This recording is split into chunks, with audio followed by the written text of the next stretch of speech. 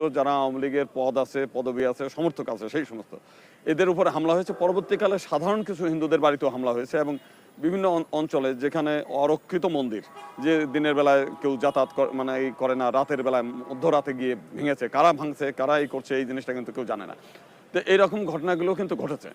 তো এর আগেও মানে এই ঘটনাগুলোর অতীতের যেমন ঘটনা আপনার কুমিল্লার নাসিরনগরে, আপনার অভয়নগর, ঠাকুরগাঁওর, তারপরে পীরগঞ্জ, এই সমস্ত দিলাম একটা গ্রামকে গ্রাম যে জ্বালানো, এইরকম কিন্তু কোনো ঘটনা ঘটেনি। কিন্তু এর চাইতেও বড় বড় ঘটনার পরেও কিন্তু মানুষ লক্ষ লক্ষ মানুষ রাস্তায় নামেনি। আমরা সাংগঠনিকভাবে বিভিন্ন জায়গায় মিছিল, মিটিং, বিক্ষোভ, প্রতিবাদ করেছি, দাবি দেওয়া করেছি এবং আমরা সবসময় বলেছি যে এইটার একটা রাজনৈতিক, এই সমস্ত ঘটনা হলো একটা রাজনৈতিক, এবং এই রাজনৈতিক ঘটনার একটা সমাধান চাই, রাজনৈতিক সমাধান চাই। কিন্তু সাধারণ যারা হিন্দু, এরা যেহেতু আওয়ামী লীগের সঙ্গে অনেকেই যুক্ত, তারা এটাকে ব্যবহার করতে চায়, তারা সমাধান চায় না, যে কারণে এটার কিন্তু সমাধান হয় না। গত 15 বছরে এত পরিমাণ হিন্দুদের উপর হামলা হয়েছে, কোনোটার বিচার হয়নি। তো এইবার যে ঘটনাটা ঘটলো, আমরা দেখলাম যে এই ঘটনাটাকে ওই যে কিছু আছে না, কারো ঘর পড়ে আর কারো হচ্ছে আলু কুড়িয়ে খায়, আবার জিজ্ঞেস করে যে আবার কবে ঘর পুড়বে, গুদাম কবে পুড়বে, কবে আলু খাবে। এরা এই জিনিসটাকে এত বেশি মানে কিছু রিউমার ছড়িয়ে ব্যাপকভাবে প্রচার করে যে আরও এই দেশের মাইনরিটিদের জীবনটাকে করে নস্যাৎ করার মতো একটা চিন্তা করছিল আর কি। যেমন ধরেন আপনাকে আমি বলি, মাশরাফির বাড়ি পুড়েছে, সেটা কিছু মিডিয়ায় দেখলাম যে সেটা বলছে লিটন দাসের বাড়ি পুড়তেছে। সাতক্ষীরার কলারোয়ায় হচ্ছে একটা রেস্টুরেন্ট, সেই রেস্টুরেন্টটা দাউ দাউ করে আগুন জ্বলছে। আওয়ামী লীগের এক ওখানকার উপজেলা ভাইস চেয়ারম্যানের রেস্টুরেন্ট, এটা চাইনিজ রেস্টুরেন্ট, মানে মন্দিরের মতো দেখতে আর কি। ওইটা পুড়িয়ে দিচ্ছে, সেটাকে বলতেছে এটা হচ্ছে যে আপনার হিন্দু মন্দির দাউ দাউ করে চলছে।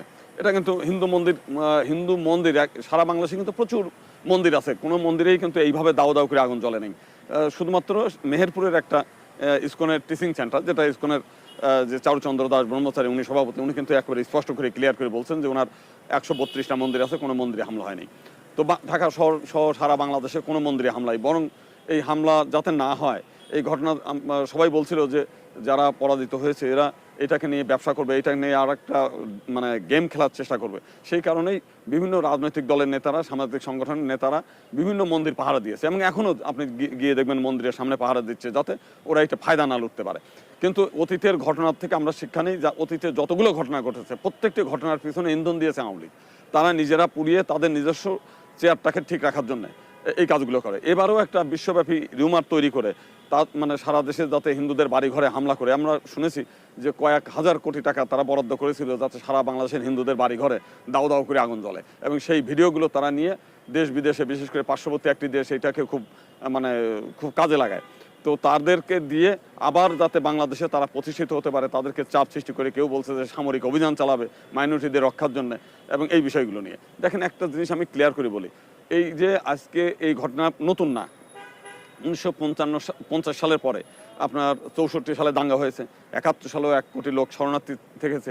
এই গত 15 বছরে অন্তত 100টার উপরে বড় বড় ঘটনা, এর চাইতে অন্তত 100 গুণ বড় বড় ঘটনা, সেই সব ঘটনা নিয়ে তারা কিন্তু কোনো কথা বলেনি। অথচ এবার বহুগুলো লোককে ডেকে নিয়ে গেছে হচ্ছে আপনার ওই সীমান্ত এলাকায়, নিয়ে গিয়ে তাদেরকে দাঁড় করিয়ে রেখে কাউকে বলছে সাঁতার দেন, কারো জলের মধ্যে থাকেন, এই নিয়ে ভিডিও টিডিও যত প্রকার তৈরি করেছে। এবং ভারতের কিছু রাজনীতিবিদ বলছে আপনারা সব চলে আসেন, আপনাদের জন্য দরজা খুলে রেখেছি, শরণার্থী হিসেবে জায়গা রাখছি।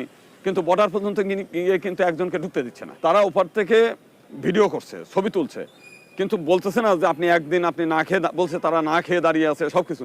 তার নিয়ে 2-1টা বোতল পানিও কিন্তু জল ছুঁড়ে দিচ্ছে না যে আপনারা জল খান, এই যে বিস্কুট খান, এই খেয়ে দাঁড়িয়ে থাকেন, আমরা একটু ভিডিও করি। এবং তারা কিন্তু সেটা না, তারা কিন্তু আবার ফিরে আসছে। ওখানে তারা বলছে আমরা ফেরত গেলে আমাদের সব মেরে ফেলবে, কই কাউ কিন্তু মারে নেই। এই নিয়ে অনেক বলছে যদি আওয়ামী লীগ না থাকে আমরা পূজা করতে পারবো না, আমরা রাস্তায় বেরোতে পারবো না, আমরা শাখা সিঁদুর পড়তে পারবো না, আমরা কোনো কিছু করতে পারবো না, কারণ মানুষ ঘুরে বেড়াচ্ছে না, মানুষ করতেছে না, আমরা কোর্ট করতেছি না, কত মানুষ সবই তো ঠিক মতো চলছে। তার মানে হচ্ছে যে আওয়ামী লীগ সবসময় একটা জিনিস করেছে। আওয়ামী লীগের যদি আপনি জন্ম ইতিহাস দেন, সেই জন্মের দিনে 1955 সালের 21 থেকে 23 অক্টোবর সদরঘাটের রূপমহল সিনেমা হলে আওয়ামী লীগের জন্ম। ওই দিনে, এই দিনেই তারা বলছে যে কিভাবে হিন্দুদেরকে পার্লামেন্ট সহ অন্য জায়গা থেকে বের করা যায়। মানে বাংলাদেশে কোনো রাজনৈতিক দল, কোনো সামাজিক দল একটা সম্প্রদায়ের বিরুদ্ধে বিদ্বেষ করে তাদেরকে সর্বনাশ করার জন্য সর্বনাশ করার উদ্দেশ্য নিয়ে কোনো দল গঠন হয়নি। এমনকি জামাতে ইসলাম সহ যাদের নিয়ে এত কথা বলে সাম্প্রদায়িক দল কিংবা হেফাজত, এরাও কিন্তু কখনো বলে নাই যে বাংলাদেশের মাইনরিটি সম্প্রদায়কে ভ্যানিশ করার উদ্দেশ্য নিয়ে আমরা সংগঠন করেছি। কিন্তু আওয়ামী লীগের জন্মদিনেই কিন্তু এই আলোচনাটাই হয়েছে।